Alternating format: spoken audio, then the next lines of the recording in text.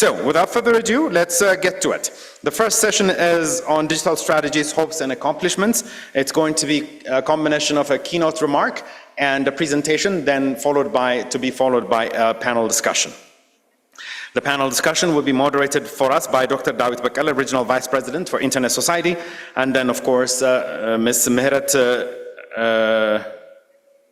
Woodmatas, I'm sorry, I'm trying to learn how to pronounce some of the names. Senior ICT expert at African Union Commission will be making the keynote remark. And then finally, Dr. Abiyot, Bayou, Senior Advisor at the Ministry of Innovation and Technology, will be presenting Digital Ethiopia 2025 strategy.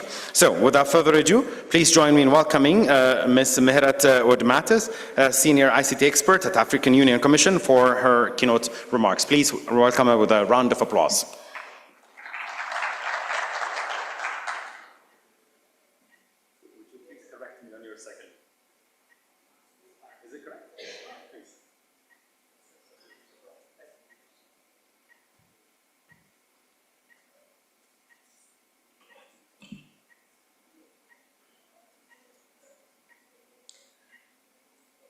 Distinguished representatives, invited guests, all protocols observed.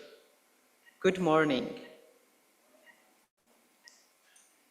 I hope you are enjoying the coffee and the weather in Ethiopia. I think most of you are from Ethiopia as well. I am Mihret Woodmatas from the African Union. It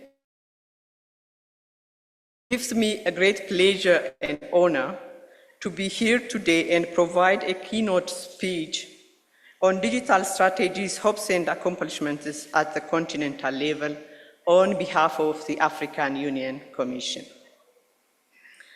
I would like to thank ISOC for inviting the African Union Commission to take part in this important Internet Development Conference that focuses on strengthening Internet infrastructure and regulatory frameworks within EGAD countries, of course, across the continent as well, Internet infrastructure regulatory frameworks within IGAD countries, as well as their continued effort in advancing Internet infrastructure across the continent. As you know, Africa is embracing the potential of digital technologies, data, and innovation towards creating inclusive and sustainable self-driven development using its own potential that puts African citizens' needs at the core. Hence, a number of digital transformation initiatives are booming in African countries so as to reap the benefits while mitigating the challenges and the risks accompanying the digital transformation. Of course, Africa has made significant strides in advancing digital inclusion. The rapid growth of mobile connectivity and technological innovation has enabled individuals and businesses to access vital information, utilize essential services, conduct financial transactions, and engage in digital economy.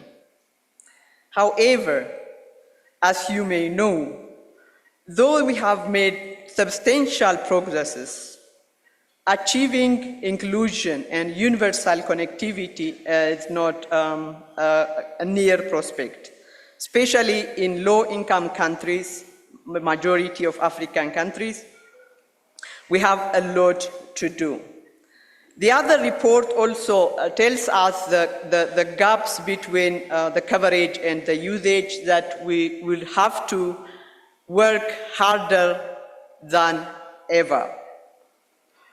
In order to support and guide AU member states, fast-track the digital transformation across Africa, and bring tangible change in the African society and economy, while maintaining the risks accompanying the transformation, the African Union Commission, together with its key partners, developed the Digital Transformation Strategy for Africa 2020-2030.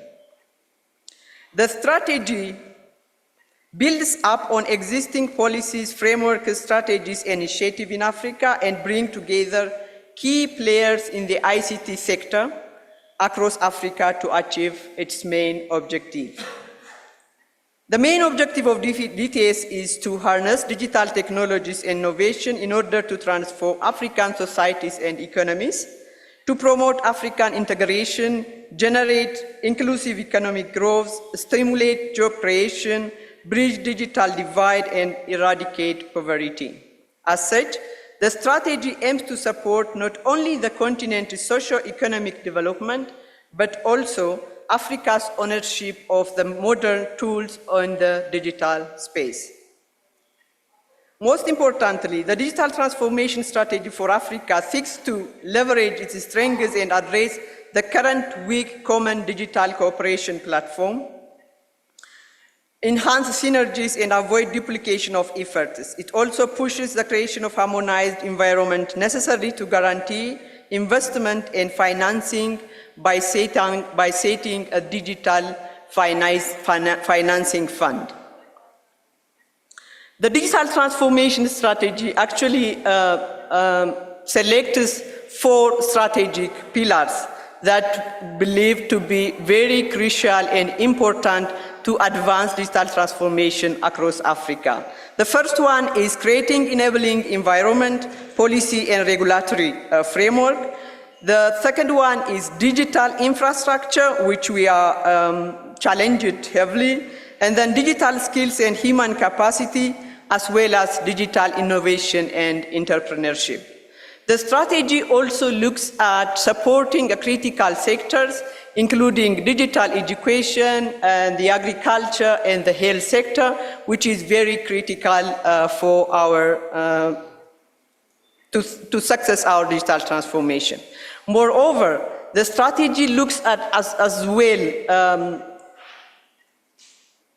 cross-cutting terms, including digital ID, which is very important to identify, to help and identify the unidentified African populations, which is expected to be around half of African population is not identified as it doesn't have any kind of digital identity, not only digital identity, any kind of legal identity. So this is something that needs to be reinforced or pushed forward to achieve our digital transformation. The other component is we are lacking content across the continent, so the strategy also aims at pushing to have local content in the continent.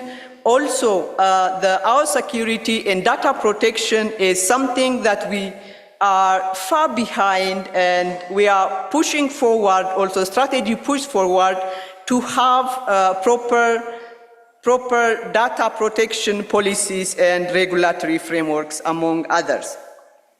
The strategy also looks at research and development, which we are as a continent going far behind. So the strategy pushes also to link institutions, private sectors, and creating the link between even innovation and entrepreneurship so that we can advance in research and development.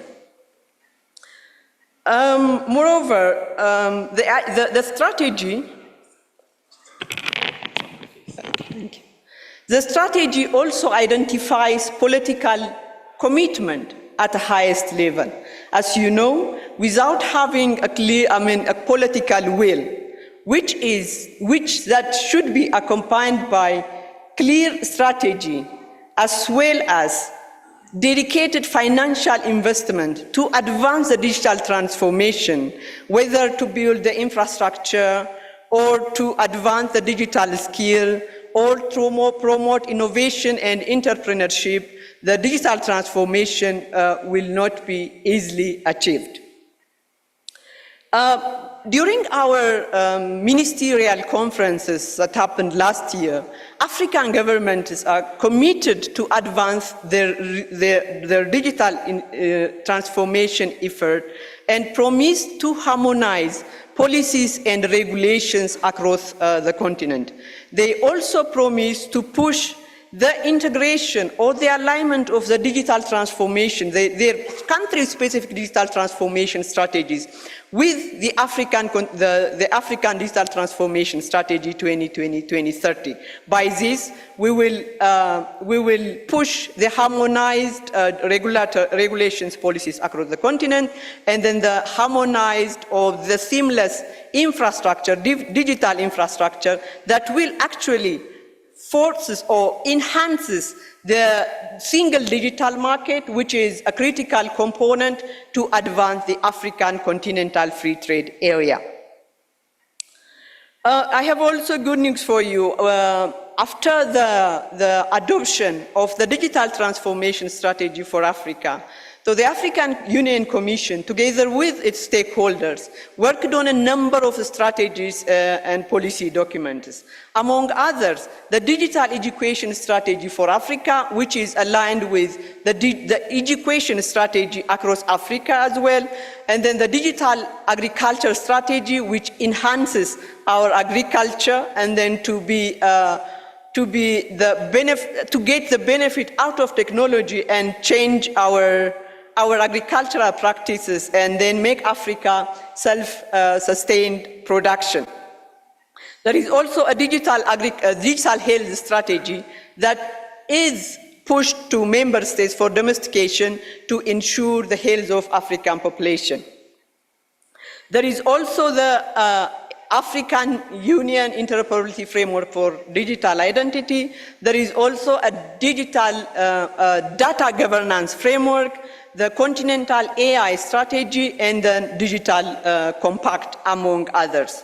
Moreover, there is also, as Africa is the youth continent, we have also a online safety and empowerment policy, which are expected to be implemented by member states.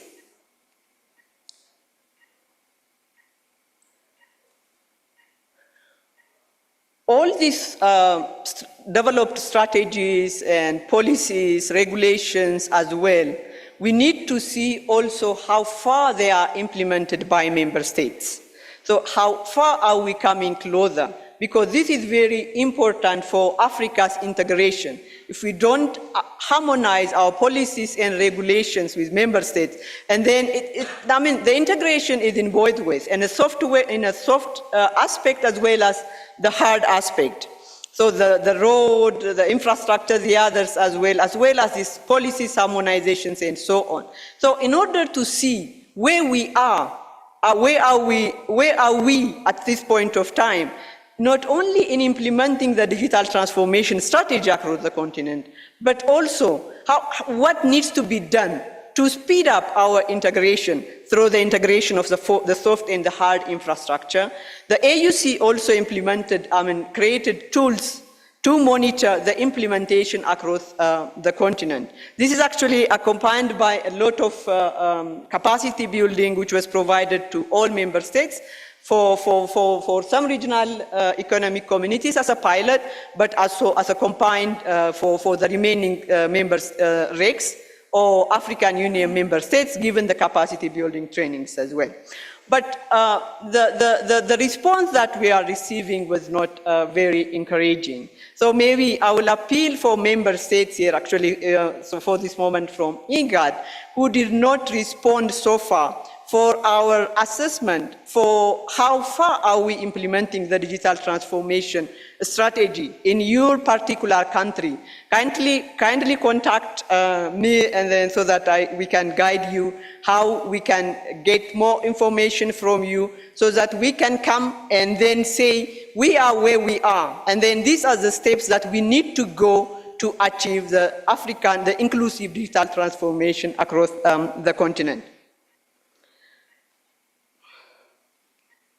The other thing, maybe, apart from the digital transformation strategy, we are also pushing the hard infrastructure, like you might be heard the Program for Infrastructure Development in Africa, which is PAP1, Priority Action Plan 1, which was completed, and now we are Priority Action Plan 2, which actually focuses on having the hard infrastructure on the ground, including building of data centers in the continent, as well as internet exchange pointers, where we collaborate with ISOC in this area as well.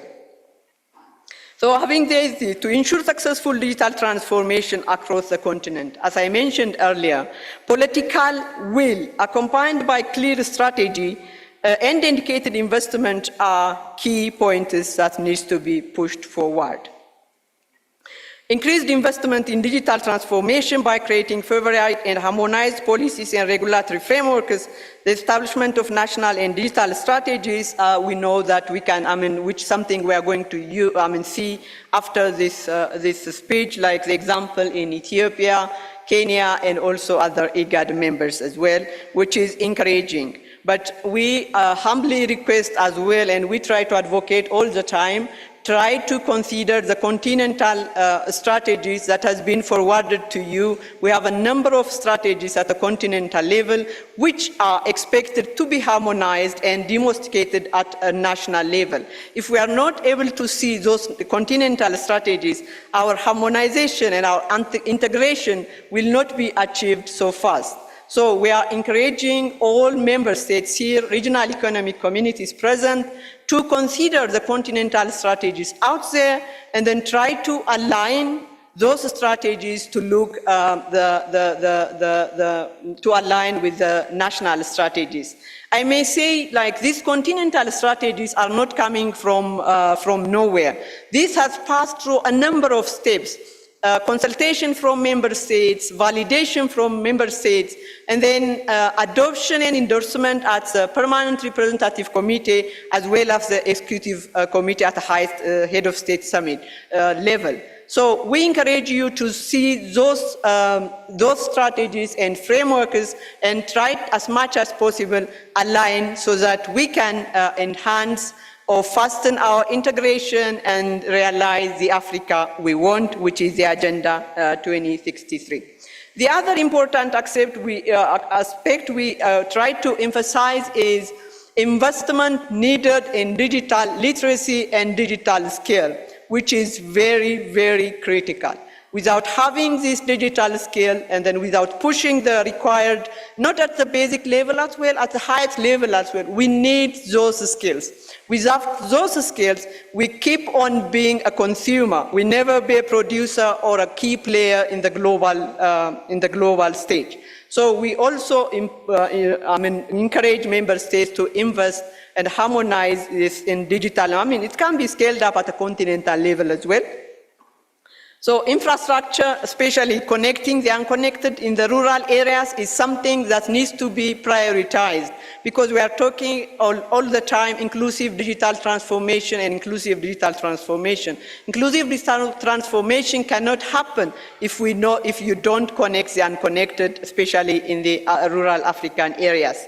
And also encourage innovation and entrepreneurship. This is very critical. So in our local innovation and entrepreneurship, it's where we try to solve our own problem with our own solutions. So African solutions for African problems will only come with our African indigenous innovation, and then that will be scaled up to entrepreneurship. The other aspect is we have to emphasize or do more to enhance our collaboration. So we have, most of the time, we just come and then after we go, then we do our own way or we go in our direction. So this is something that we need to give it an attention and then do better to enhance our collaboration and coordination so that we achieve our common agenda towards the future. So to unlock the digital opportunities through digital transformation across the continent and specific sectors, connecting the unconnected meaningfully, increased electricity access, which is very critical for us to move forward, and capacity building are a cornerstone to achieve African digital transformation. So So the African Union Commission calls upon stakeholders for more collaboration and support to accelerate the implementation of the digital transformation strategy, as well as deriving the digital transformation to maximize the opportunities and minimize the risks and remain competent in the digital space. I thank you.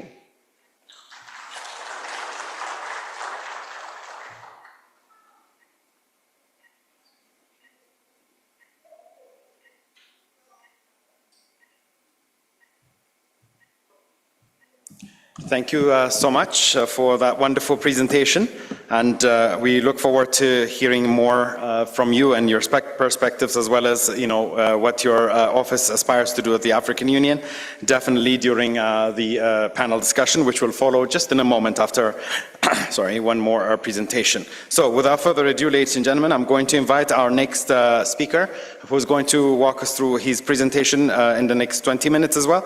That is Dr. Abiyot. Give me a moment.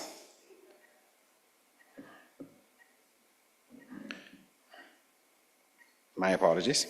So, yes, no, I have it, don't worry, I got it. Dr. Abiyot Bayou, Senior Advisor to the Minister at the Ministry of Innovation and Technology, who will be walking us through the presentation on Digital Ethiopia 2025 strategy. Please welcome him with a round of applause.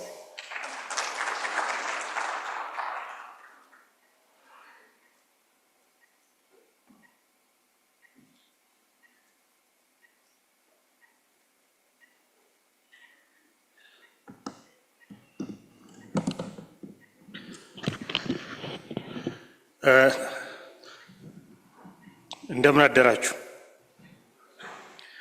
Good morning all.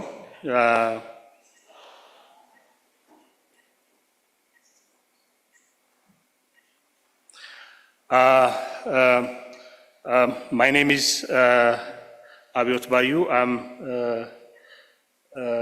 I'm Senior Advisor to the Minister as the Minister of Innovation Technology and also Data and Governance Advisor at Tony Blair Institute. I will going to present about digital transformation strategies, the hopes and accomplishments in Ethiopia. Mihret has presented about the digital transformation strategy of our continent, Africa. Now I'm presenting the strategy of Ethiopia. I'll present the hopes and the accomplishments. Since most of you we have met in various stages, so mainly are going to focus on the achievements so far and the major achievements that we have made. So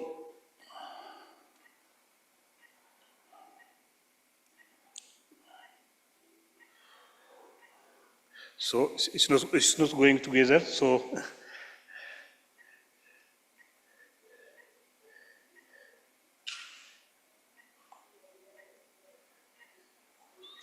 yeah, these are the agendas for presentation. I'll briefly discuss what digital transformation is, and then next I'll see how Ethiopia's national digital transformation is, and then the accomplishments as well as the way forward. This morning, when the minister making his opening speech, that all of you has heard about that we are working on also on Digital Ethiopia 2030. So I will try to link this strategy with the upcoming strategy. So first, let me go through what's digital transformation, because usually when we see digital transformation strategies, they are a little bit different from other type of strategies. Because the first thing is digital strategies, they are not separate strategies that stand by themselves. They are the continuation of the national development strategies. So any digital transformation strategy at the continental or at the country level should support the development agendas of that country. The other thing unique about the digital transformation strategies is that these strategies are holistic strategies, and they are a cross-cutting strategy which they also depend on other strategies. For example, when we see the Ethiopian digital transformation strategy, we have a lot of other strategies like the e-government strategy, the e-commerce strategy, broadband strategy, many other digital strategies. So digital transformation strategies are usually the overarching strategies that coordinate other digital strategies. There are various global trends that affect digital transformation strategy.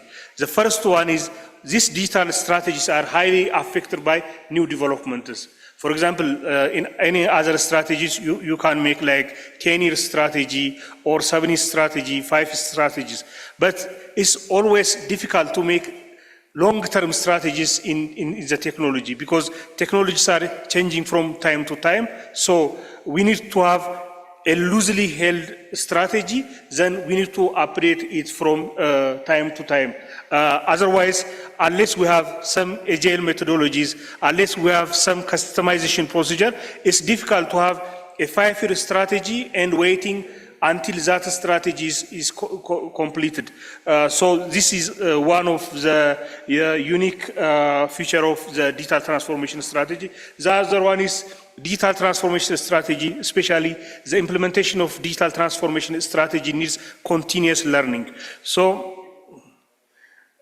in Ethiopia, we have a 5-year digital transformation strategy, but before that 5-year digital transformation strategy, most of the Ethiopian development agendas or the major development plans has a digital transformation agenda. The first one is the homegrown economic reform agenda. So in this agenda, the government has shown its commitment for digital transformation. The second, the biggest national document is the 10 years development plan. And also in the 10 years development plan, the government clearly recognized digital development as one of the key areas that Ethiopia should strive. So based on these strategies, we come up with Digital Ethiopia 2025 strategy. This is the overall look of the digital transformation of Ethiopia, and its main focus is on building the digital foundation. So the assumption is that once we build the digital foundation, then we will have developments in various sectors. So we have been working in developing the basic infrastructures like the telecom, power, and the data centers. We have been also working on developing the enabling system, the digital ID, digital payment, and security, which are very important for building a digital economy in any place.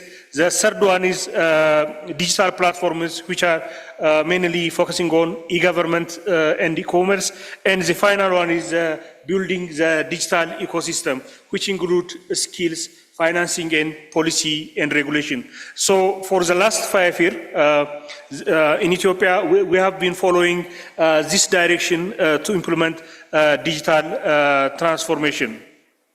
So the Digital Ethiopia 2025 is suggests an inclusive digital economy approach that is with a motto of no one should be left behind. So the strategy is focusing on trying to achieving as inclusive as possible.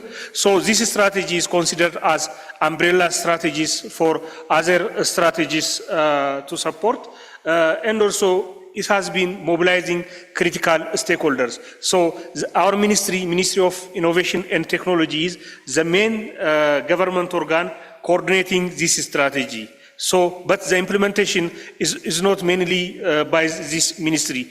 The core purpose of the ministry towards implementing this strategy is coordinating other stakeholders. So we have been coordinating other stakeholders, and it is the major stakeholders that has been implementing this strategy. This strategy is inherently international perspective. So when we develop this strategy, the Africa Digital Transformation Strategy was also developing at the same time, but we have tried to include most of the principles that are found on the digital transformation strategy of the content. And also we have considered various types of international strategies that have implication for the national strategy. There are a lot of successes and challenges in achieving this digital transformation strategy. So in terms of the successes, we have a remarkable achievement in building foundational infrastructure. We have set various legal and regulatory environments that are very necessary and very crucial for digital transformation in Ethiopia. We have developed a national governance and coordination mechanism.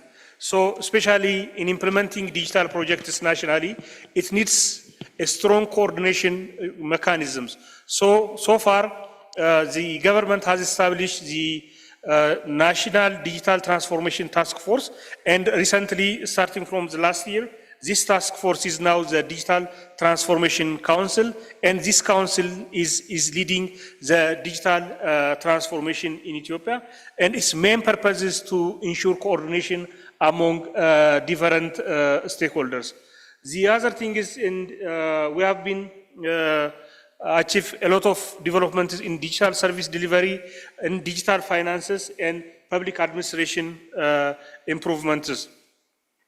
To show the major achievements, especially when we start the digital transformation strategy, there were only few instances of digital payment. So it's like less than 100,000 that people that are using online payments and these things.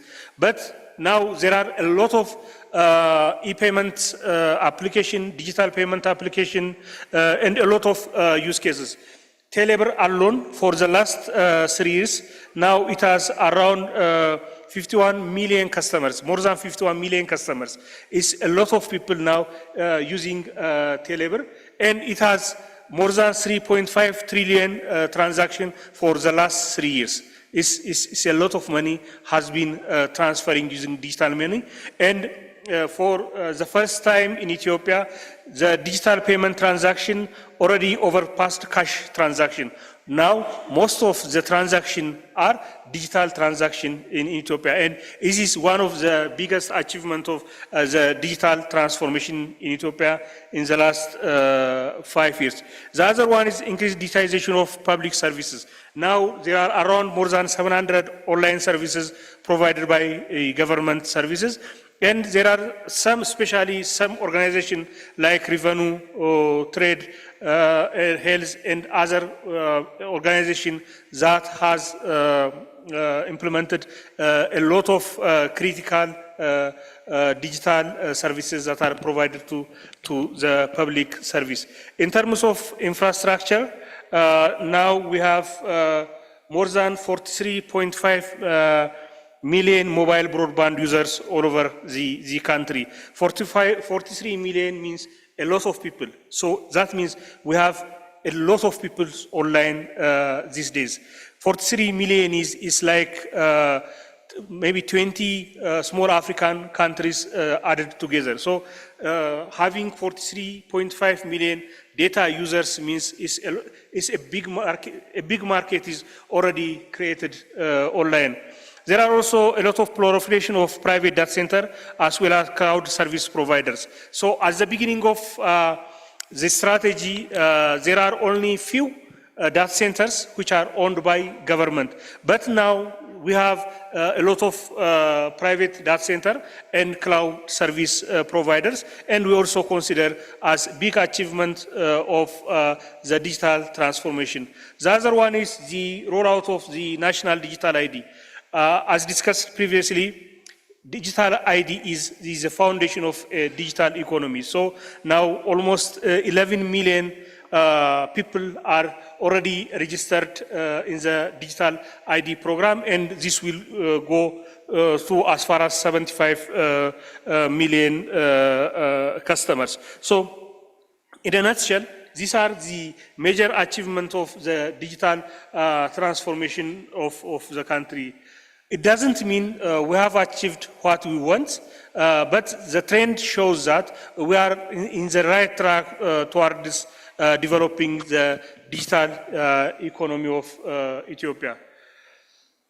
One of the critical factors for building the digital economy is to have a robust legal and regulatory environment. Unless we have a clear legal and regulatory environment, it's difficult to bring digital transformations. So far, for the last 3 years, especially the last 3 years, the government has enacted a lot of proclamation, directives, and strategies to ensure the health or the smooth transformation of the economy towards a digital economy. So we have enacted the e-transactions proclamation, e-signature, communication service proclamation, which liberalize the telecom sector in Ethiopia, the personal data protection, the Ethiopian Digital ID Proclamation, the Science Technology Innovation Policy, the recently enacted the Artificial Intelligence Strategy, and also a new security policies. These are the major legal and regulatory instruments enacted in the last series. There are a lot of challenges, especially in terms of the digital skills. The digital skill, especially the skills that should be found among the society, as well as the high-level skills that we expect from the professionals, are at very low level, or it's not up to the standard of building a vibrant digital economy. So it has been very challenging phenomenon throughout the implementation of the digital transformation strategy. The other one is access disparities. Even though there are a lot of developments in building the infrastructure, still there are limitation of access to the internet in the rural areas, both in terms of access as well as a meaningful access to the rural community. So especially this has greatly affected the inclusivity of our digital strategy. Unless we provide a meaningful access to the rural community, we cannot say that our digital economy development is as inclusive as possible. The other one is the bureaucratic hurdles. As any digital transformation activities, a change, it induces a lot of changes in government organization. So it's expected that there will be change resistance and also a lot of bureaucratic hurdles. The other one is the financial resources. Most of the digital transformation activities, they require big investments, especially in infrastructure and other activities. So having say type of huge resources and competing with other development activities to have a resources, a very challenging one. So in conclusion, we can say that the digital transformation is progressing well, but it still needs too much to go, because Ethiopia is a country with more than 120 million population. So a truly or a thriving digital transformation activity should address the challenges that has faced this 120 million population. Our access, the data access is 43.2 million, but when we see in relative to the number of populations that we have, still there are a lot of efforts that we need to exert to address these things. And also even if the population is now accustomed to use a digital payment here and there, but there are still a lot of use cases that are still using cash. And still our economy is shouldering the burden of the cash transaction. So we need to address these challenges. The other thing is there is a lot of change all around us. There are a lot of technological developments, so we need to progress fast. We need to implement our projects as fast as possible. Otherwise, unless we move fast, the world is moving in alarming rate, so we cannot achieve what we plan to achieve. So recently, now, as you know, now we are in 2025. Our previous strategy is Digital Ethiopia 2025. So starting from next year, we need to have a new agenda, a new strategy. So we have already started developing the Digital Ethiopia 2030. As you hear this morning in the opening speech of the minister has made a call for development partners, regional governments, and other stakeholders to join us in developing the 2030 agenda. Thank you so much.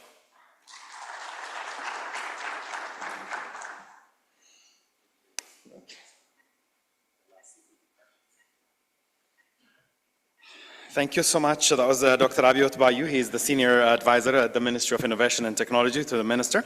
Now, ladies and gentlemen, I'm going to call back Ms. Mihret Woodmatas, Senior ICT Expert at the African Union Commission, to come and assume her seat here. And then in a moment, I will introduce our moderator in detail. Excuse me. In detail, and then he will come up here, take the stage, and introduce his panel in detail again, and then lead us through the conversation. Thank you, Miss. Now, ladies and gentlemen, our moderator, Dr. Dawit Bekele, Regional Vice President for Africa Internet Society, is the Regional Vice President for Africa at the Internet Society with over 2 decades of experience in Internet development across Africa and globally. Since joining the Internet Society in 2006, Dr. Dawit has held various roles driving advancements in Internet policy and technology throughout the African continent. Before his tenure at the Internet Society, he served as an assistant professor at Addis Ababa University and gained extensive consulting experience with major international organizations and the private sector. Dr. Dawit holds a PhD, a master's, and a bachelor's degree in computer science from Université Paul Sabatier, I'm not sure if I said it right, in France, and a master's degree in business leadership from the University of South Africa. And he is an Ethiopian, and he currently resides in Geneva. Without further ado, please welcome Dr. Dawit to come up here for the conversation.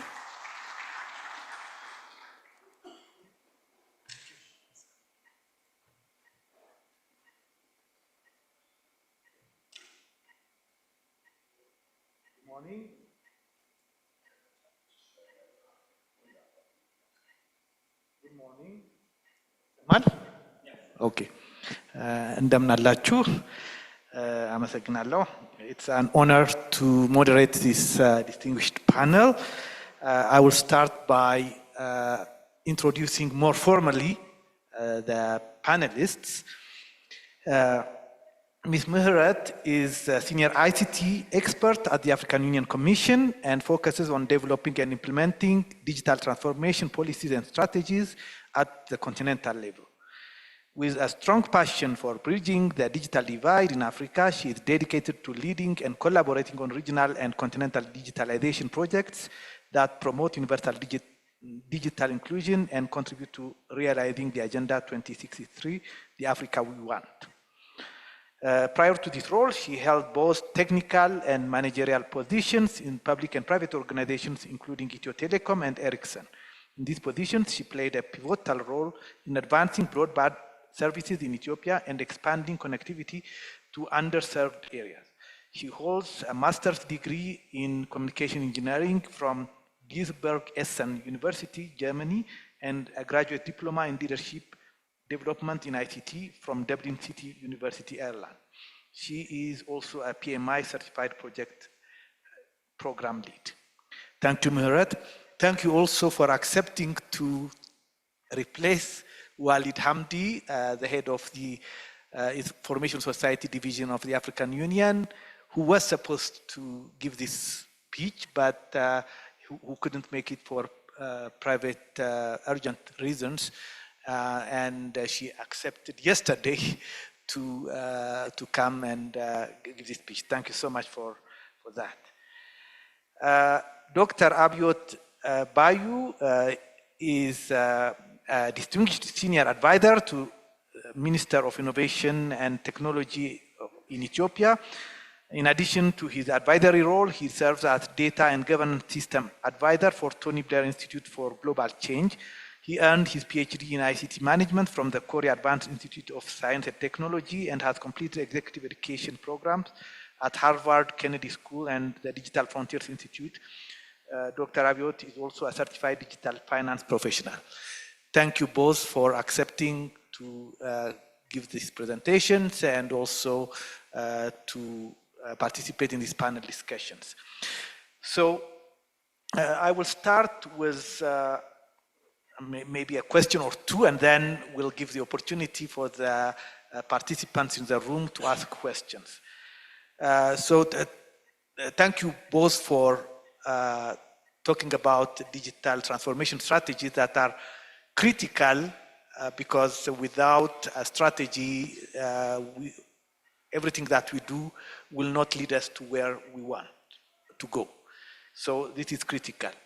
And I happen to have followed both the continental strategies development as well as the national one. And I'm happy that we have arrived to this level. I know that the Ethiopian strategy is completing this year and we'll have a new strategy. And the continental one is also being implemented and it has created the leadership for the national ones. Now, my first question is,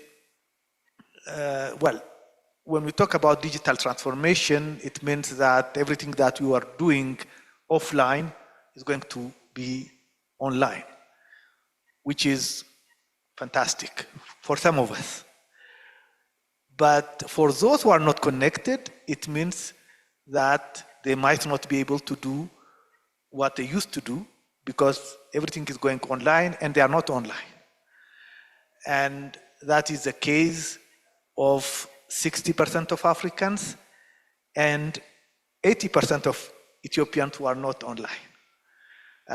Dr. Abiyot, you said that there are 43% who have broadband mobile, but I think the official statistics says about 20% of Ethiopians have access. So there is some discrepancy with the figures, but at least there is more than half of the population of Ethiopia who are not connected. So my fear is that, rather than for these digital transformation strategies, rather than bridging the economic and social divides that already exist, they might even worsen it because those who are not connected will be even further marginalized. So how do you reconcile that in your strategies? Yeah, I think that's the question for both of you.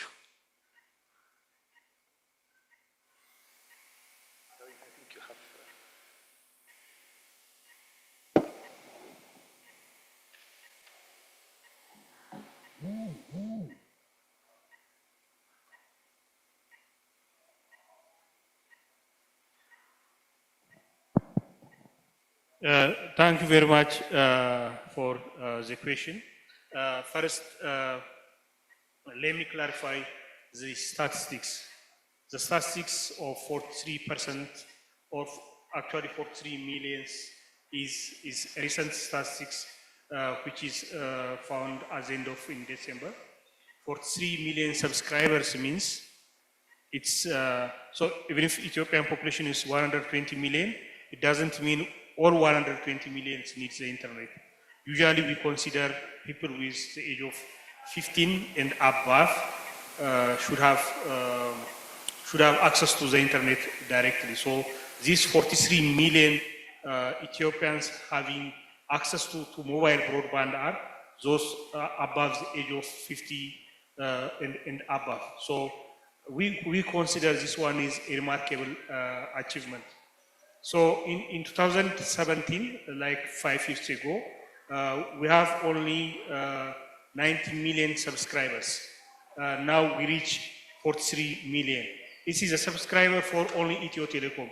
I didn't consider the subscriber for Safaricom because Safaricom has around 10 million subscribers, but mostly there will be overlap between the two subscriptions. But if you take Ethio Telecom's only subscription, 43 million subscriber means a lot. By the way, this year, Ethio Telecom is #1 telecom in Africa in terms of subscriber. It has been number 5, number 4, now it's #1 in terms of subscribers. So it's a big achievement. But the other side also is also correct. Still, we need to expand to the broadband access. So one of the strategy is to have this broadband strategy. So now we are working on Ethiopian broadband strategy. The plan is to ensure that every Ethiopian have reasonable access to a broadband and band services. Yes, it's true, unless people get proper access, it's not only coverage, but a meaningful access to the internet. That means access to the device, access to the internet, access to the contents, and access to the services. The digital divide or the divide among those who have access and do not have access will expand alarmingly. So recently we have also on the process of enacting 2 strategies. One is the digital government strategy. The other one is the e-government strategy. In both strategies, we try to identify strategic issues that hinder expansion of broadband access to the citizens. So 2030 agenda or the 2030 strategy will also mainly focusing, or its primary major agenda will be to ensure meaningful access to the rural society in Ethiopia. Thank you.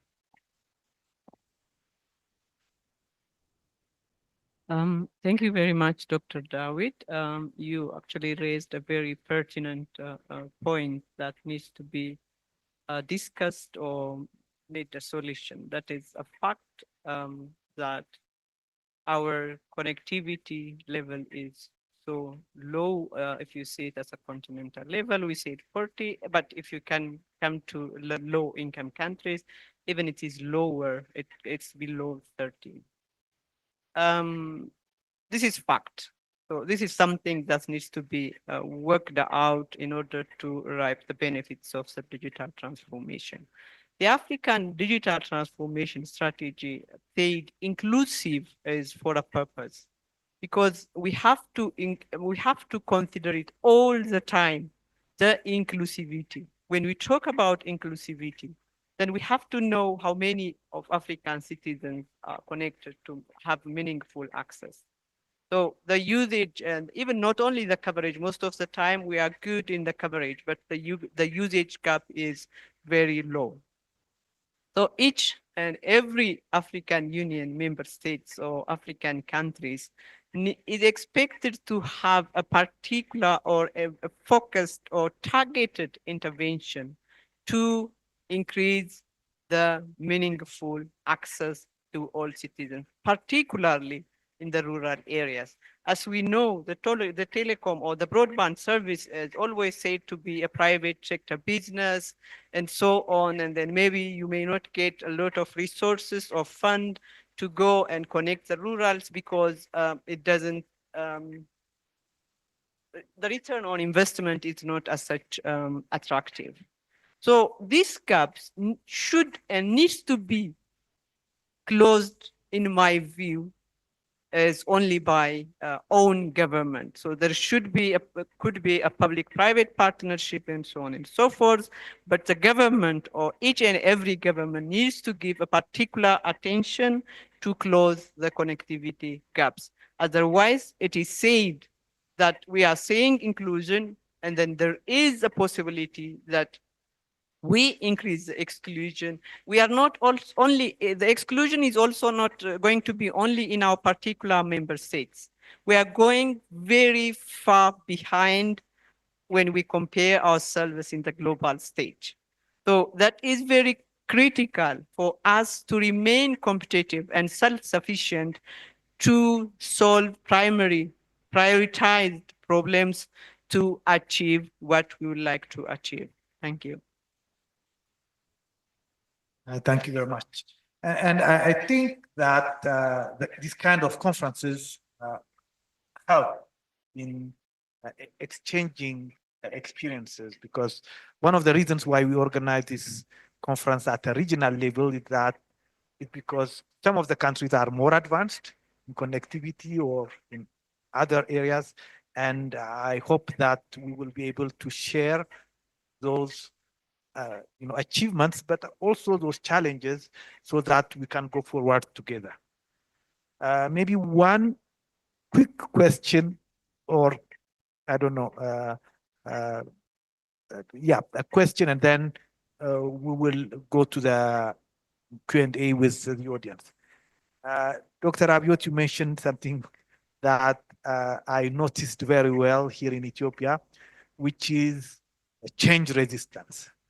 And I have to admit that there has been a lot of work done by the ministry in the last few years. I don't know how many proclamations or laws you have passed, which is amazing.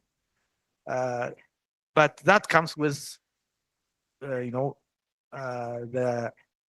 users and also government offices and other stakeholders being challenged in a way by all this change coming at the same time. And I can give you my personal experience. Even yesterday, I was watching on TV advertisement about digital ID, that all the forms of IDs of the digital ID are equivalent, that you can use the digital one or your mobile or whatever. I went to get a SIM card at Ethio Telecom yesterday, and I said, here is my FIDA digital ID. They say, no, you have to have a paper ID. So, so what's the use of having a digital ID if I have to have the paper ID? So there are these kind of changes that we'll have to make in order to make all the investment, because this is a big investment to be valuable. The same thing for personal data protection. We are very, very far from implementing the law. I have been pushing for that proclamation for a long time. I'm happy that we have that proclamation, but we are very far from, many people don't even know that there is such a proclamation. So what are you doing to make sure that, it doesn't stay on paper, that everything that you have done really sinks in the society? This is mainly for Dr. Abiyot, but Mihret, you can also add. Okay, thank you very much. Ensuring adoption of digital technologies is not an easy task, and it needs some time.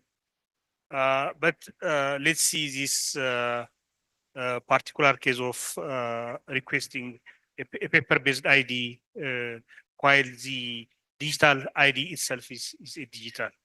Actually, the digital ID proclamation says that whether you have a paper-based ID or a digital ID is equivalent.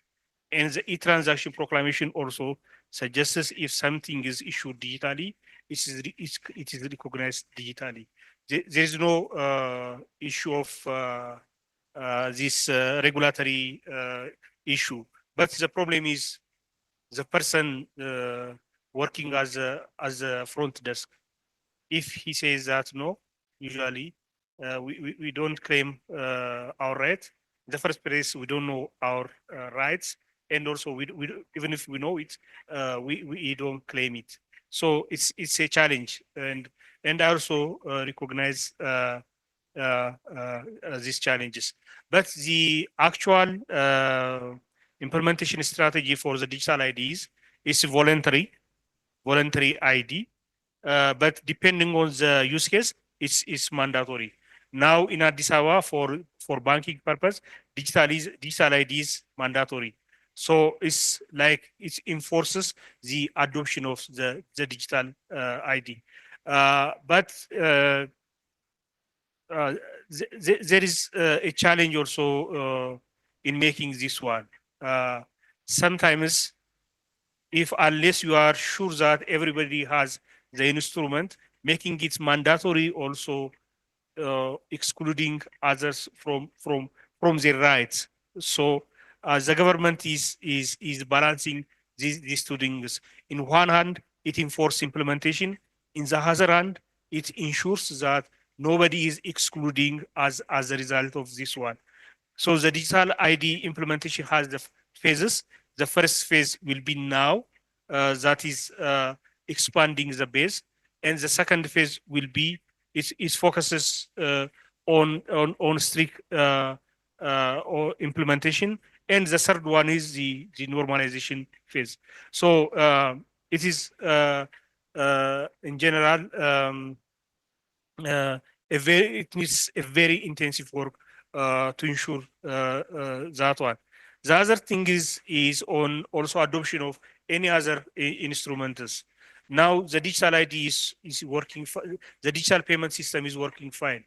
Now we send money to our families and we borrow money from others through digital means. Now it is, I think, the normal way.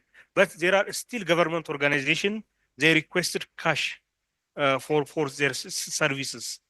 So now there is no way for a government organization to receive cash, since it's receiving money is legal digitally and the instrument is everywhere. It is very convenient. So, but now we will go to the issue of attitude. So any behavior is the result of attitude. So changing the attitude, it needs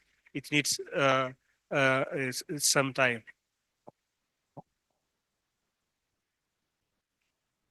Don't have much to add, but this is a process. So everything is not going to happen in one day. So there needs to be people's education, and also there should be a proper personnel in that particular, and also you need to build the trust from the organizations as well as the citizens as well. Maybe what I would like to add here is you might heard the AU interoperability framework for digital identity, which has the potential to leapfrog one of, I mean, for me, having a digital ID or FIDA, and to cross border, maybe Kenya or some Africa, any African countries in that case, so that we can freely, free move. Maybe you have heard, which is, I mean, might not be going to happen in the coming years, but you have heard the free movement of peoples and goods across Africa as part of the African Continental Free Trade Area, or one passport for us to be able to travel across Africa without any trouble. So this, with what we are doing to trying to create the minimum standard for the interoperability of digital ID system across Africa. So we have the prospect or the future to move across the continent without FIDA or one of the other African identity cards. or maybe the digital ID, or in whatever form.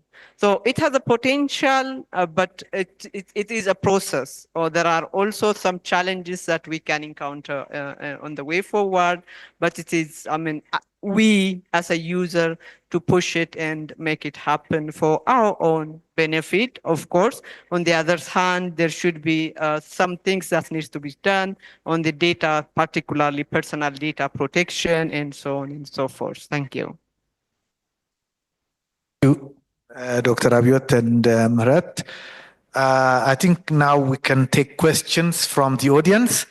If you have any question or comment with regards to what has been said, please go on. በአማርኛ መጠየቅ የምትፈልጉ በእንግሊዝኛ መጠየቅ የሚቸግራችሁ ካላችሁ ልትጠይቁና ሊተረጉምላችሁ ይችላል። አመሰግናለሁ። Yeah, you can come to the front here. You can line up here. That's the way we do it at internet conferences. Thank you very much. My name is Gilang Heramugaba. I'm from the Internet Society. I just wanted to get a sense of the different initiatives and the projects that are being implemented to facilitate, more specifically, the cross-border infrastructure development between the different countries of IGAD. Are there specific strategies that will facilitate those the development of those infrastructure, fiber infrastructure between different countries, so that the IGAD region is more integrated and it is easy also to bring submarine capacity within those countries inside of the IGAD region. I want to get a sense of those efforts that are being made. Thank you.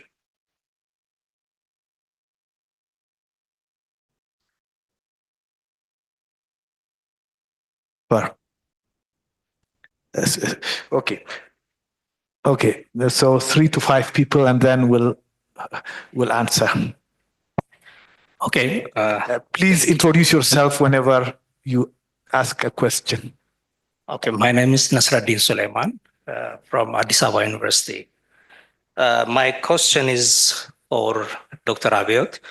It is short question. Do you have any statistics that shows how many subscribers currently active? You said earlier there are 43 million subscribers.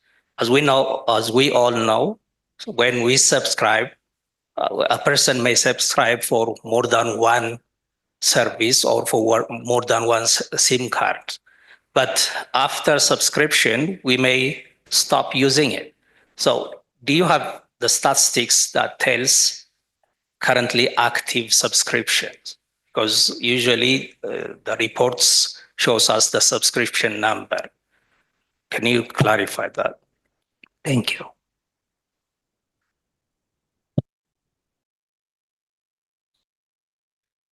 Thank you very much. My name is Astoy Nagash. I am from ICANN in the private sector. So my question to you both is, what plan do you have to reach out to the youth of Ethiopia? I believe the youth is mostly present on social media, and a lot of programs, a lot of the programs in the paradigms that you have are very interesting, but I don't see where you have a connection to the youth. And I believe the youth is on social media nowadays. And I need to see your interactions in the social media platforms, particularly the marketing, social media kind of ways, including myself. I don't know, for example, how a lot of things are actually practically carried out. I have to come clean. I do not have a digital ID myself. And thinking about how I actually get to get myself on board, I'll have to go through some kind of websites that you have. But what makes it actually easier is for you to reach out to the youth through social media. Okay. So I need to see your social media plans, social media marketing strategies, stuff like that. Thank you very much.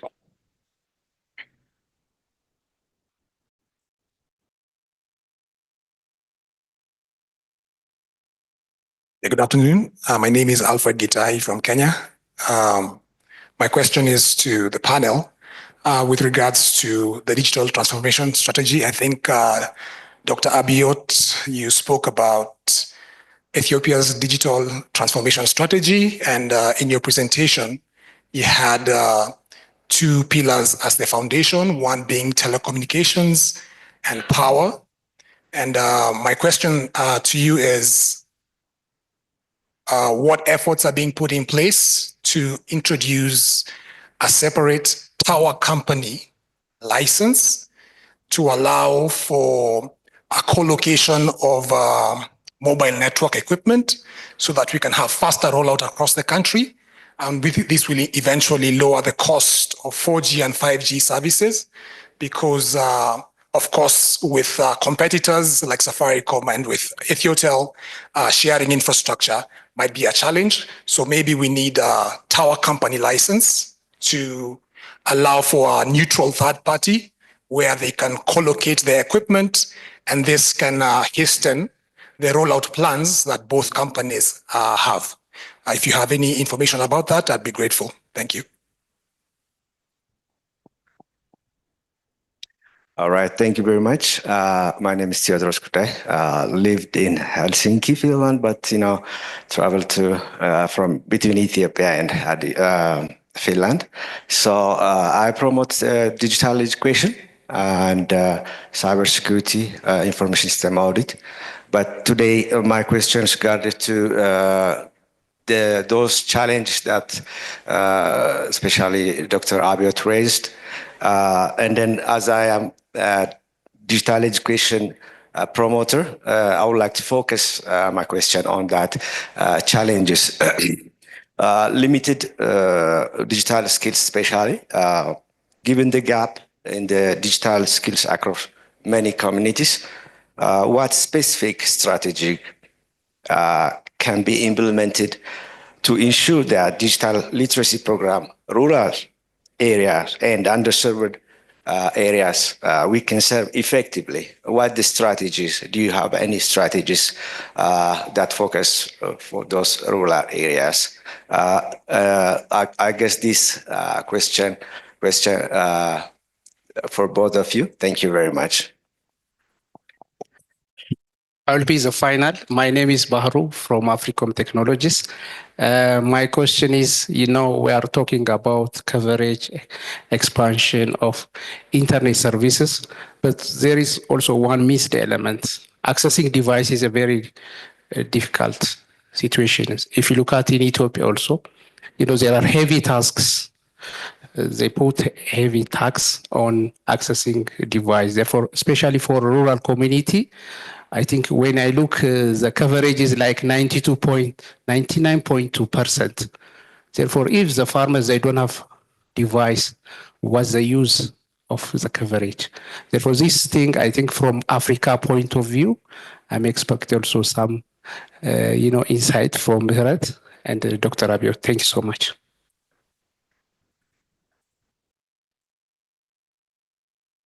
Stop, I don't know. The last one, after that, we'll stop and then can come to the second. Okay, thank you. So my name is Kinder Ayel. I'm a social development and cross-cultural expert.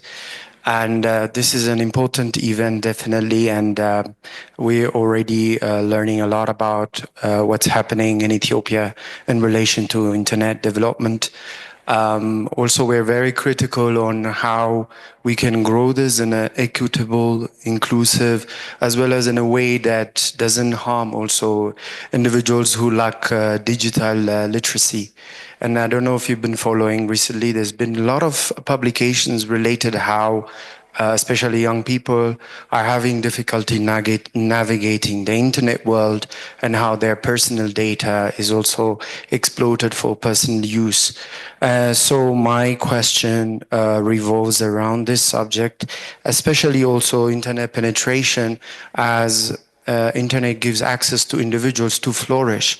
And we know that from the data that's been shared today, that most individuals, especially in rural areas, do not have that access. So my question is, given Ethiopia's growing digital landscape, what steps can be taken to ensure that the country avoids the pitfalls of digital monopolies, ensures equitable access to the internet while safeguarding user privacy and fostering local innovation? Thank you. So on the right side, Doc. We have two more on the right side if you want to take. That side, yes. We can have a second round. Second round. We'll come back to you for the second round. Let's respond to this. Please proceed.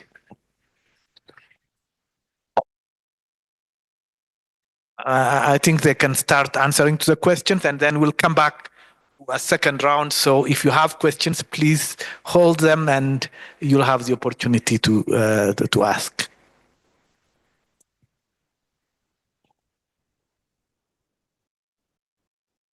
Okay. Let me start with the first question from IGAD regarding connecting IGAD member states in physical digital infrastructure. So as I tried to mention during my speech, the PIDA, Program Infrastructure Development in Africa, is actually working mainly on ICT infrastructure, on digital infrastructure, be it first mile connectivity, second mile connectivity, and then the third will be left to member states. But there are specific projects in PIDA. There was PIDA PAP1, which was completed in 2022, and now we have PIDA PAP2 selected 69 infrastructure projects. And among those, 11 are particularly related to digital or fiber infrastructure in AU member states. So there is targeted connection between member states to connect the regional economic communities within the regional communities as well. So I know there are projects within IGAD as well. Maybe I might not spell it by name now, but there are projects also targeting landlocked countries to have internet access, not only single but redundant internet access. That is also something that has been considered while selecting projects in PIDA PAP2. So specific projects we can discuss further, but there are targeted projects that tries to connect member states across borders. So this is what I can say for IGAD. Maybe the others, the second one is Dr. Abiyot. The third one is we have a particular session for social media. We have a communication department that deals with reaching.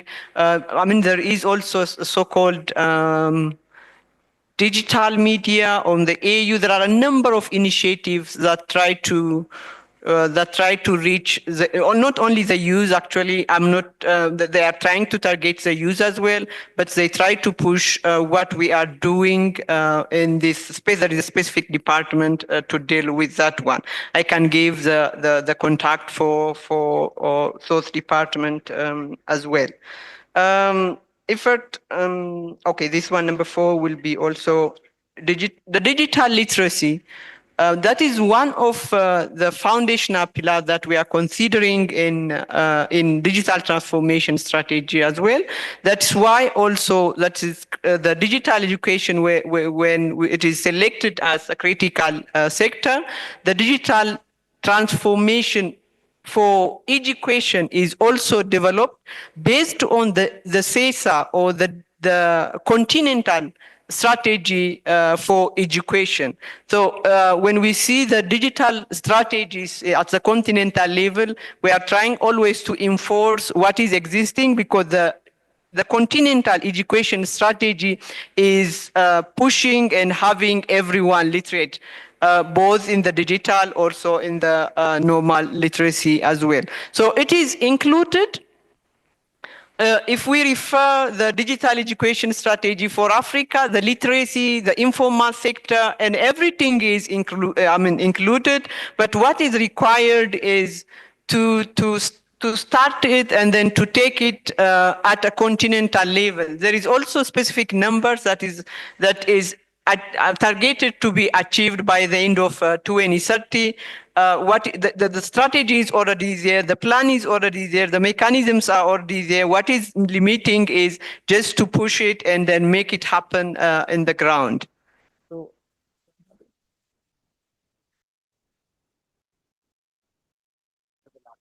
Okay. So then from Bahru access device.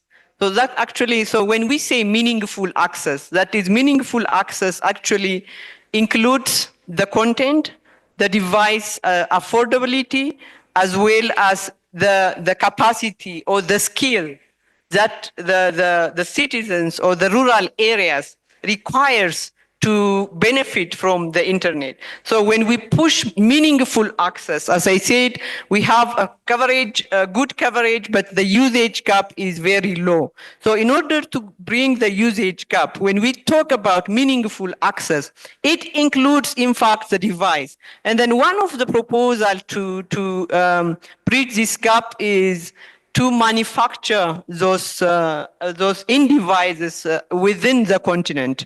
That actually, requires a lot of investment and collaboration. But that is a way that was indicated in the strategy as well. Low-end devices that can be affordable. And also, when we try to reach the rural communities, we don't have to go in a silo, or we don't have to just, okay, you have a coverage, you have internet connectivity, and then what? So there should be a service that is going to be utilized by those rural communities. It might be having agricultural information where they can get inputs or market information on their product and so on and so forth, or they can get health information where can they reach the doctor and so on and so forth. So then this packaged or targeted solution, when we go to rural areas, is not only connecting, but we have to make sure that they are utilizing these services. If they utilize the service, there is also a potential that we are always thinking like these people always need support or they need to be some investment. No, if they get the service, they will be able to pay for the service they are getting. So that is the mechanism how we are trying to achieve the meaningful access. Thank you.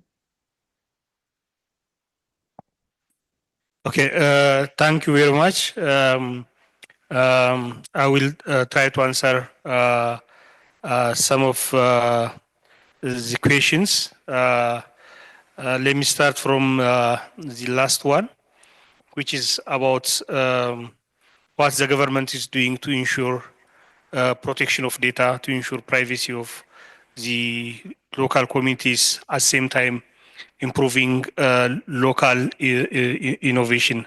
So always these two things are challenging, protecting the privacy and also using the internet for innovation, including the data innovation things. From the government side, what we have done is that the first one is to enact the personal data protection.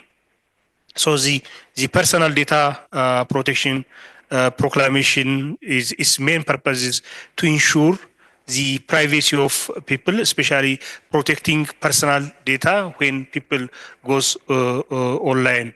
So the issue then comes with, as Dr. Dawit said previously, on the implementation of this personal data protection. It has a lot of challenges to implement, but here in Ethiopia, what we did was we designate an independent organization, which is the Ethiopian Communication Authority, to implement the personal data protection, because this agency, this authority has instruments as well as the organizational autonomy to implement the personal data protection. So not only that the problem comes from PDP, personal data protection, but there are a lot of other things that must be considered. For example, we have this Computer Crime Act, which also protected the computer and other devices. Recently, we'll also have the Critical Infrastructure Protection Acts. So these are the things, these are the initiative or the activities by the government to ensure personal privacies and also to protect the citizen from the harms that comes through digital implementation. The other question is related to device affordability. Affordability in general. The affordability, as Baharu mentioned, is both the affordability of connectivity as well as affordability of devices. The affordability in terms of connectivity, the International Telecommunication Union suggests that the individual should not pay more than 2% of their monthly income throughout the month. It should be below 2% of their income. At the beginning of, for example, in the last 3 years, Ethio Telecom has decreased its connectivity price is more than 70%. This is to ensure affordability of connectivity. But the device affordability is also affecting us greatly. As he mentioned, the coverage is 99.2%, but the access to data is like 43%. So definitely the gap between these two numbers is mostly attributed to affordability and access to devices. So now we are working on this broadband strategy, which also consider both device affordability as well as affordability of connectivity. But we also acknowledge that device affordability is one of the challenges that affect digitization in Ethiopia. In terms of digital school, we have digital education strategy, but the challenges comes for out-of-school users. There are a lot of out-of-school and out-of-job users that we have in our country. Unless we have a mechanism to address these things, it will be very challenging. Recently, the government announces a program named 5 Million Coders Program, which is actually to train 5 million Ethiopians on specific courses. So far, we have achieved like 450,000 Ethiopians now already registered on this program, and more than 100,000 has already graduated. So we believe that in the coming 3 years, we use this program to train 5 million coders. But at the same time, we already finalize our digital inclusion strategy, which also include training out of job and out of school users. The other question is about the telecom and the power.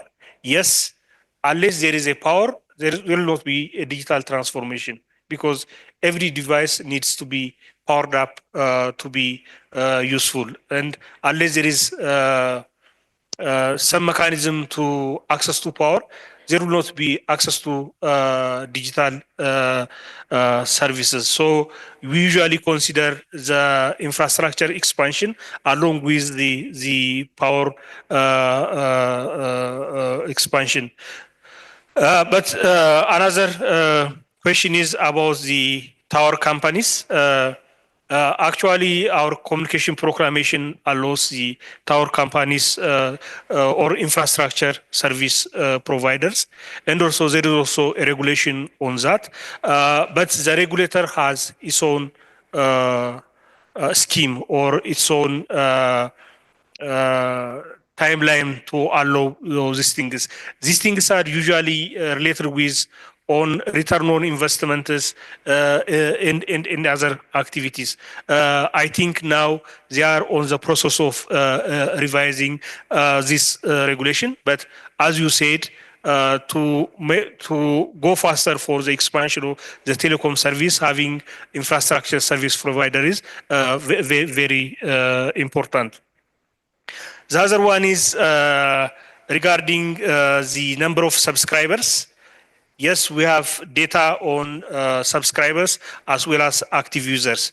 There is the ITU standard for counting number of subscribers. Usually nowadays it's easy. You can get the number from the system, and the data that we use is that only active users. And usually, if people are not using the internet for 90 days, they are not considered as an active user. So we actually use the ITU standard to determine the active users in the number of subscribers. So these 43 million are the active users as per the standard of the International Telecommunication Union. The other question is about the use. I think I have addressed this in other question, but the most important thing about the user strategies is the startup strategy. So the expectation is that if we expand infrastructure, if we expand access to the internet, if there are mechanism to ensure the skill development, so the next step will be to ensure that the use has direct economic benefit out of the internet. And this one is dependent on whether having initial capital, whether having a startup proclamation, and these things. So clearly we have been working for the last 5 years on promoting the startups as well as promoting digital skill online. These things are directly related to the use, but it's not enough. So it needs more intensive activities, because especially for Ethiopia, which almost 60% of its population is the youth. So any strategy that is to be implemented should consider the youth. Without considering the youth, it's difficult to address the societal problem. The last one is about cross-border strategies. Actually, Mihret has raised it from the continental perspective in her keynote speech, but from the Ethiopian perspective, from the member state perspective, now we have the African Continental Free Trade Area Agreement.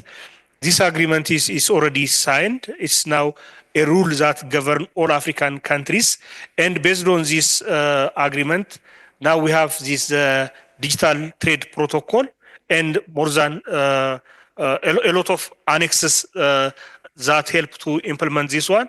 And most of these annexes are focusing on how to establish cross-border interconnectivity, cross-border interoperability, and also how to make the market linkage across the continent. So Ethiopia is accepting this strategy. Now the country is working on implementing this one. In our region, like the IGAD region, we have a number of projects, especially the Horn of Africa, the digital integration project. Now it is under implementation, and the major focus of this project is to ensure digital integration among the Horn region. Ethiopia is also part of this program, and we have already set up a project implementation offices, and we are working toward that. Thanks so much. Thank you so much. It's great to hear that the IGAD region is working for its digital integration.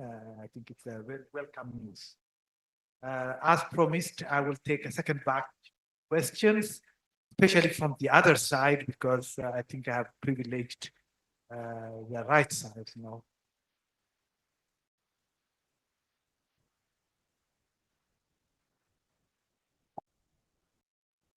Thank you very much. My name is Meoli Kashorda from Kenneth in Kenya. And my question goes to both panelists. The first question is, how is the Ethiopian digital strategy aligned to the AU digital strategy? And the next thing is to ask AU, do you actually monitor how the strategies you send to our countries are used? For example, I can elaborate. Today in Kenya, we are busy developing an AI strategy, a digital strategy, and I have been to those meetings, and I know they are not referring to. So just, do you have any way of enforcing or at least monitoring your influence on our countries? Thank you.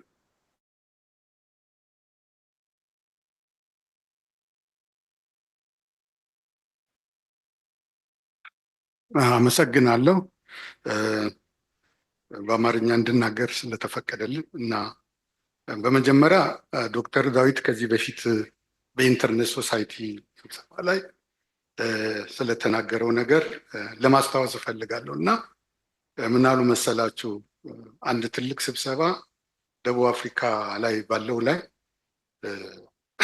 ፊልም እያሳዩን እስኪ ስንት ሰው ነው እዚህ ላይ ያለው ስንት ኢትዮጵያዊ ነው ያለው እስቲ ጌስ አድርጓል ገስ ግማሹ 10 አለ ግማሹ 5 አለ ግን እሳቸውም ስንት አሉ አንድ ሰው አለ ይሄ ሰውዬ ግን ከዚህ ከኢንተርኔት ሶሳይቲ ስብሰባ ላይ ግንኙነት የለውም ብለዋል እንግዲህ ይሄ ሚኒንጉ ምንድነው ተሳተፉ ለማለት ነው የዛን ቀን እንዳሉት ባልሳሳት እንደዚህ ብለዋል ሌላ የኔ ዋናው ጥያቄ ምንድነው መጠየቅ የምፈልገው ቻሌንጅ ኤንድ ኦብስታክልስ የሚለው ዶክተር አብዮት እንትን ላይ አንዱ ሊሚትድ ዲጂታል ስኪል ነው ይሄንን ምንም ነገር ማንም ሰው የሚቀበለው ነው ሌላ አክሰስ ዲስፐሪቲ ነው እሱንም እንደዛ ነው ሌላ ፋይናንሻል ሪሶርስ ነው ነገር ግን ቢሮክራቲክ ሃንድሊንግ የሚባለው ነገር ይሄ ነገር እንዴ አንደኛ ሀገራችን ሰፊ ሀገር ነች በቂ የተማረ ሰው ኃይል ያለባት ሀገር ነች በቂ የሆነ ደግሞ ፍላጎት ለዚህ ለኢንተርኔት ለቴሌኮሙኒኬሽን ሌቶችም ቦርድ እንትን ስለሆነ ይሄንን ቢሮክራቲክ የሚለውን ከመንግስት አቋም ምክንያቱም እኛ የተሻሻለ የሆነ የአሰራር አለን አብዛኞቹ ደግሞ እዛ በየመስሪያ ቤቱ የሚገኙት ጥሩ ፖዚሽን ማለትም ጥሩ የተማሩ ከቢኤ በላይ ያሉ ስለሆነ ይሄንን ቻሌንጅ የሚለውን ነገር ቢሮክራቲክ አንል የሚባለውን ነገር ቢነሳና በሌላ ቢተካ ወይንም አንቺ ሌላ ቋንቋ ቢደረግለት ሲስተም ወይንም አንድ ነገር ብትሉት ጥሩ ነው ምክንያቱም መስሪያ ቤቱ ያመጣው ሲስተም ነው የሚባል አላሰራለ ቢባል ይሄ ነው ሌላ እንግዲህ ዋናው ትልቁ ጥያቄ ሲስተም የለም የሚለውትን ነገር በምን ማን ነው የሚጠየቅበት ለምሳሌ አሁን ባንክ ሄደን ለመክፈል ወይ ለመቀበል ሄደን ጊዜ ሲባክን ማን ነው የሚጠየቀው ሌላ ቅጣት ለመክፈል ሐኪም ቤት ስንሄድ ወረዳ እንደዚህ ለሆኑ ነገሮችን እነኚህ አይነት ነገሮች በህግ ውስጥ የተካተቱ ነገር አለች ነው ሌላ እንግዲህ ትንሽ አንድ የቆጨኝ ነገር ምንድነው ዛሬ በአጋጣሚ በጧት አንድ ኢንተርኔት ሳይ ምንድነው ያየሁትኝ የኬንያ ናሽናል አርቲፊሻል ኢንተለጀንስ ስትራቴጂ 2025 ላይ ይወጣልና እሱን እንዴት አድርገን እነሱ ይሄንን ነገር እያወጡ ነው ያሉትና በእኛ በኩልስ ምንድነው እንትን እየወጣ ያለው እየተሰራ ያለው ነገር ምንድነው እዛ ውስጥ ያሉ ኮንቴንቶች ሳያቸው ትንሽ ከኛ ሀገር ሁኔታ ጋር እንትን ስላላሉ እስቲ ብታዩዋቸው ጥሩ ነው አመሰግናለሁ Since the question was in Amharic, I will try to summarize it to English, but ይቅርታ ስሙን አላስተዋወቅኩም መሰለኝ Okay. The never, okay. So the never from yours said in very summarized way. He mentioned that I said in one of the conferences that there aren't enough participation of Ethiopians in many international conferences, especially outside of Ethiopia. And thank you for remembering that. Then he said that we need to improve the bureaucracies around many Ethiopian, I think, government organizations. in spite of this digitization. And there is always a complaint in Ethiopia when you go somewhere in a bank or a government organization, you're told the system is not working today. So rather than people liking the digital transformation, they start to hate it because it's maybe a reason not to provide the service. And he's also suggesting that Ethiopia benefits from what is happening in other countries like Kenya, where there is a national AI strategy 2025. And he's asking how we are planning to benefit from that. I hope that I translated it well.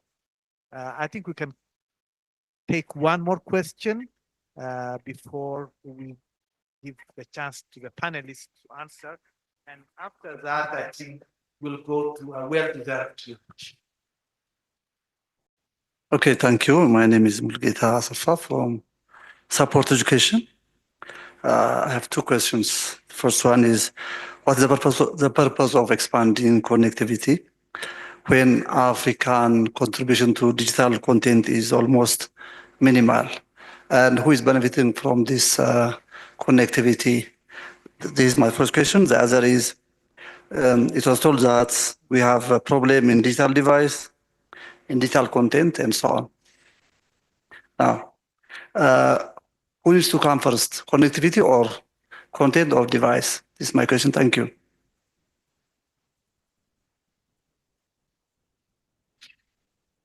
I think it's an interesting question. I will let the panelists answer it. Like to start? Okay, thank you very much. The first question is the alignment with AU and AU digital transformation strategy and Ethiopian digital transformation strategy. Yes, it's aligned. Actually, we work closely with African Union, not only with this on the digital transformation strategy, there are other strategies and policies like the data framework, the AI strategy, similar ICT in education strategy and these things. So usually we are informed, usually the AU requests the member states to participate on developing these strategies. Once these strategies are ratified, we'll bring it to ours, and even if our strategy is an ongoing strategy, we supplement it on the implementation. So we believe that we are well aligned. The other one is በዚህ ጋር የተነሳው ጥያቄ የቢሮክራቲክ ሀርድል ጥያቄ ነው። ይህን እንግዲህ በእንትን መመለስ ያስፈልጋል። አሁን ሀገራችን የዲጂታል ትራንስፎርሜሽን ስትራቴጂ አላት። ይህን ስትራቴጂ ሻምፒዮን የሚያደርጉት ጠቅላይ ሚኒስትሩ ራሳቸው ናቸው። በየጊዜው እየወጡ ፑሽ ያደርጋሉ። ኢንፍራስትራክቸሩ በየቦታው አሁን ሞሮሌስ የኢንፍራስትራክቸር ፕሮብሌም የለም፣ ኮኔክቲቪቲው አለ። ግን ስቲል ዲጂታይዝ ያልሆኑ ብዙ ሰርቪሶች አሉ። ለምን ማንከለከለን ማናቁመን የሚለውን ነገር አትሪቢዩት ማድረግ አለብን፣ ለሰንበዲ መስጠት አለብን። ሶ አንዱና ትልቁ አቲቲዩድ ነው። በኋላ በቢሮክራሲ ውስጥ የሚንጸባረቀው አቲቲዩድ ነው። ከማንኛውም ቢሄቪየር ጀርባ አቲቲዩድ አለ። ካለመጠቀም ከሚባለው ቢሄቪየር ጀርባ አቲቲዩድ አለ ማለት ነው። ሶ ያ አቲቲዩድ በምንድን ነው የሚገለጸው? በምንድን ነው ዲተር የሚያደርገው? በኋላ በቢሮክራሲ ውስጥ ገብቶ ነው። ናውዴስ የመንግስት መስሪያ ቤቶች ካሽ መቀበል የለባቸው፣ ምክንያቱም የዲጂታል አማራጭ አለ። ሬዲ ነው፣ ሁሉም ነገር ሬዲ ነው። ግን ስቲል ወደዛ ማይገቡ አሉ። ወደ ኦልሞስት ወደ 1000 ሊጠጋ ነው ኦንላይን ሰርቪስ ዲቨሎፕ የተደረገው። ጥቅም ላይ ያሉት ግን በጣም ጥቂቶች ናቸው። ለምን? ሪዚስታንስ ስላለ፣ ቼንጅ ሪዚስታንስ ስላለ እና ያንን ነው ቢሮክራቲክ ሀርድል አለ የምንለው። ከላይ የቶፕ ማኔጅመንቱም ተስማምቶ ኢንፍራስትራክቸሩም እያለ አፕሊኬሽኑም እያለ የአሰራር ስርዓቱን ዘርግቶ ግን ለውጡን አናየው። ያ ማለት ትልቅ ሬዚስታንስ አለ ማለት ነው። ገና ያልተሻገርነው ጉዳይ አለ ማለት ነው። እንግዲህ ይህን አንዱ አሁን የዲጂታል ገቨርንመንት ስትራቴጂ አሁን በሚቀጥሉት 1 ወራት ውስጥ አፕሩቭድ ይሆናል። አንዱም ትልቁ ነገር የዲጂታል ስትራቴጂውን ከገቨርንመንት ሪፎርም ጋር አያይዞ እንዲተገበር ማድረግ የሚለው ነው። ምክንያቱም ቴክኖሎጂውን ብቻ በማቅረብና እንዲጠቀሙ ሰዎችን በማባበል የሚሄድ ነገር አይኖርም። ስለዚህ ስር ነቀል የሆነ ሪፎርም በመንግስት ተቋማት ውስጥ ለማካሄድ ኦልሬዲ ስትራቴጂውን በእኛ በኩል ጨርሰን የመንግስት አፕሮቫል እየጠበቅን እንገኛለን ማለት ነው። ሌላው የኤአይ ስትራቴጂ ኤአይ ፖሊሲ ከ2 ወር በፊት በካቢኔ ጸድቋል። በኢትዮጵያ የኤአይ ፖሊሲ ያላት እንደ ከአፍሪካም ሀገር ቀደም ብላ የኤአይ ኢንስቲትዩት ስታብሊሽ የአርቲፊሻል ኢንቴሊጀንስ ኢንስቲትዩት ስታብሊሽ ያደርገችው ኢትዮጵያ ነች። ክሊር ቪዥን አለ ማለት ነው፣ ወዴት እንደምንሄድና ኤአይን ለምን እንደምንጠቀምበት ክሊር ቪዥን አለ። ከ2 ወር በፊት የኤአይ ፖሊሲ እና ፖሊሲ ስትራቴጂዎች ያሉበት ሰነድ በካቢኔ ጸድቆ ወደ ስራ እንዲገባ ተወስኗል። እሱን እንግዲህ በቅርብ ቀናት ውስጥ ወደ ይፋ የሆኑ ኢምፕሊሜንቴሽኖች ይወጣሉ ማለት ነው። እርስዎ ያሉትን የኤአይ ስትራቴጂ በተለይ ሪሰንትሊ የአፍሪካን ዩኒየን ኤአይ ስትራቴጂ ወጥቷል። ሁሉም ሜምበር ስቴት በተሳተፍበት መልኩ እኛ የምናስበው ከዚህ የኤአይ ፖሊሲው በኋላ ይህንኑ የአፍሪካንም የእኛንም ተጨባጭ ሁኔታ የያዘ ክሊር የሆኑ የኢምፕሊሜንቴሽን ስትራቴጂዎች ይወጣሉ ብለን ነው። The last question is about content and devices. So it's a sort of chicken and egg problem.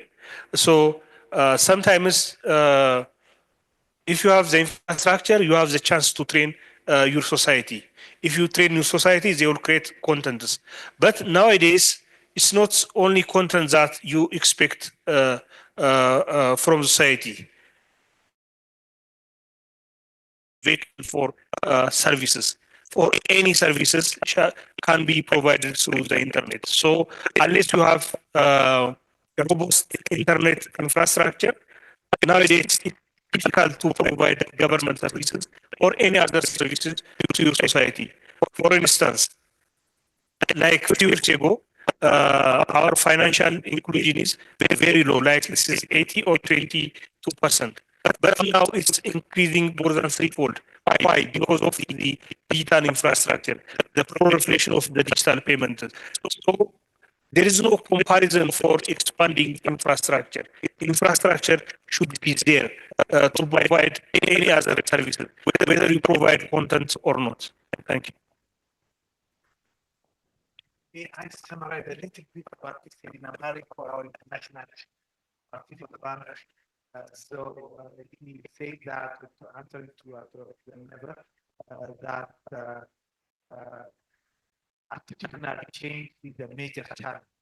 So it's not because we put something new that it will be adopted, and they are trying their best to push people to adopt new things, and sometimes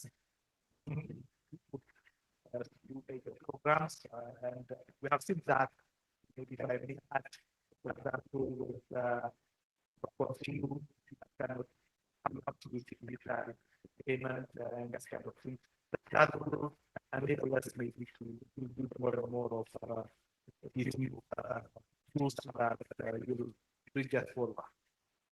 And then I think you mentioned that for AI strategy, I think Ethiopia is also leading with quality work.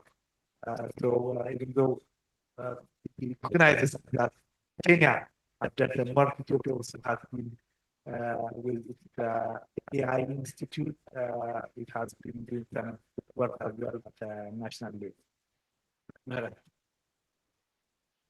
Okay, so the first one, the alignment of the national strategy of Ethiopia to the EAU strategy, I think has been covered by Dr. Abiyot. How are we maybe monitoring or checking this alignment?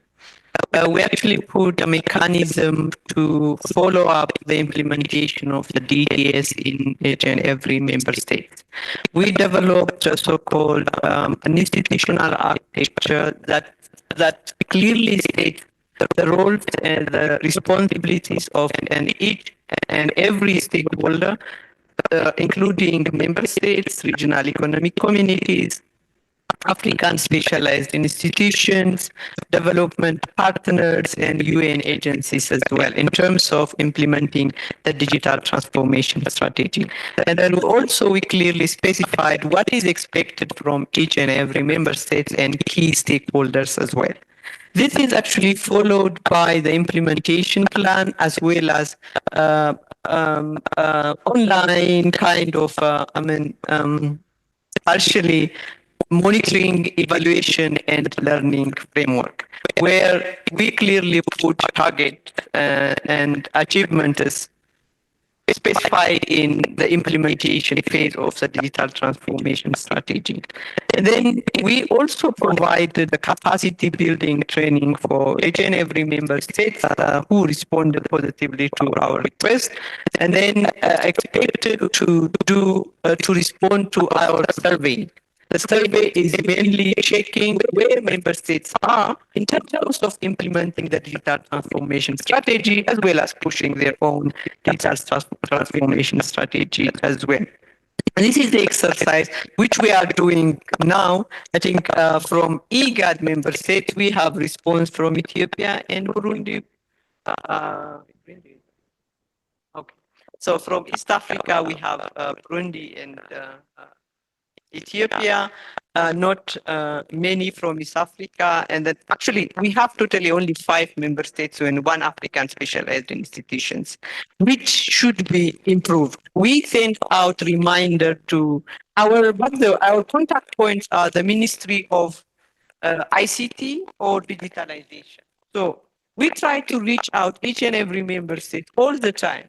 Whatever document we are producing, whatever tools we are developing with the collaboration with member states. Every document or every strategy, every policy that is developed or pushed from the African Union is endorsed by member states. So it is up to member states. We are following, in fact. It is up to the member states' commitment to implement what they already developed.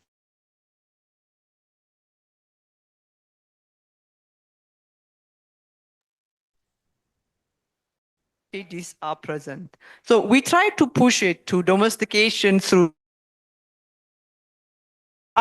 some member states which may not consider to or utilize to adopt it. Mainly sometimes is because of the gaps. So the technical experts, the people that are coming to our conferences and meetings might not be the right technical experts. So they might not be aware of these things are available. But the African Union, we are trying to push and make it visible or accessible. All the document is out there, and then encourage member states. In some instances, we go on also each and every member states so that they are aware and able to domesticate or align the strategies they are doing. But this requires a lot of effort and also commitment from member states. So we have a monitoring mechanism. We are also doing a monitoring now how member states are implementing the digital transformation strategy in their respective country. We are also planning, because it is now the 5th years, we are also doing overall evaluation of the implementation of the 5th year, and then measure the impact. What has been done? I mean, what has been changed? And then what actions needs to be taken so that we can shape our upcoming 5 years so that we can achieve the inclusive digital society and economy in Africa. Thank you. So the others are maybe covered, but in terms of the last one, connectivity, device, affordability, and so on, with content which comes first. So it has been responded, but we can also adopt a parallel approach. So we cannot wait to come one to finish one to go to the other. We can just give a leap for one activity, but it is something because nothing is waiting for us. So and then it's going to take us forever. So we can do it parallelly to speed up to make our citizens beneficial. Thank you. Thank you. I said that we have finished with questions, but I cannot say no to Amrish, who has come a long way from Mauritius to ask his question. So, Amrish, you have 30 seconds to ask your question.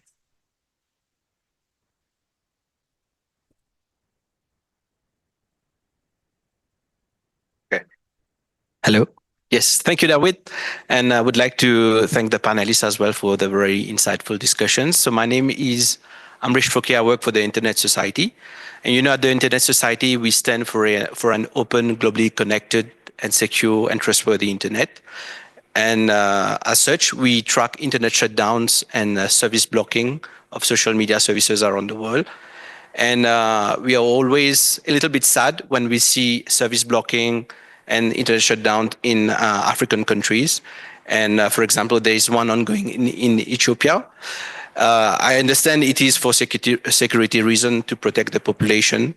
But when you have service blocking and internet shutdown, it also prevents people from using the internet for business purposes or for educational purposes, and it has a consequence on the population. So for example, in 2023, there were 158 service blocking shutdown in Ethiopia where no social media services were available. And by our estimate, it cost around $50 million in terms of GDP. So I would like to ask whether when those decisions are taken, does the loss in GDP is taken into account when the decisions are taken? Thank you. Thank you. Actually, it is straightforward. Thank you for the question. So, internet shutdown is common everywhere. So usually it's sometimes governments face a choice between security and access. So there is a clear mechanism to choose which one is to choose. But things will be improved with development. For instance, in Ethiopia, a very interesting story. Whenever there is a national exam, there was internet shutdown for a long time because people use the internet for cheating and other purposes. So this was a story like before 3 years, but the coming after around 2 years, it was like that. There was no internet shutdown for national exam because there are so many improvements that has been done on the ground. And last year, it is the internet itself is using for national examination. So now, internet is one of the tools to administer national examination. This is development. And for me, the other shutdown also have similar stories. Sometimes you shut down internet just to manage securities. But in another instance, you use the internet to manage the security problems. So for me, it is a sort of progresses that should be made by the government. So, but the accounting on the loss of GDP, we cannot say you lose 50 million from your GDP, but what will be the consequences if not internet is not shut down? Maybe 100 million USD. So we need to compare these things. Maybe.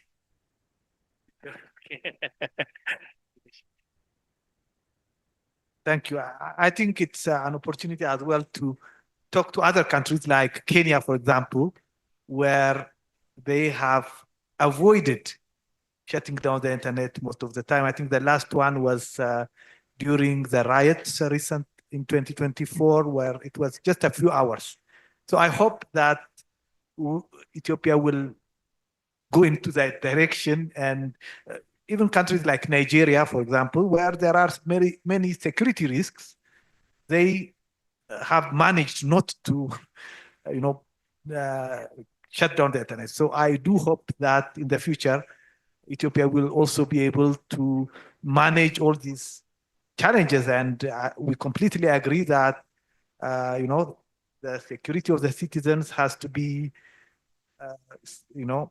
the government has the responsibility to secure the population. The government has a responsibility to have secure exams as well, but I hope that we can do it without shutting the internet. Thank you very much. I think it was an interesting. Thank you. It was an interesting session. Thank you for the panelists for really sharing your experience without, hesitating even on difficult questions like internet shutdown. And I hope that the discussion will continue in the walkways during lunch and coffee. You're here, you'll tell us at what time back for the next session. Thank you very much.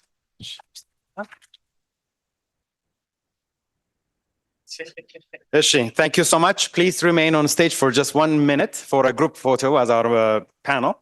And then once you do that, we have a special coffee gift from the conference to our panelists, which will be given by Dr. Dawit to our panelists in a moment.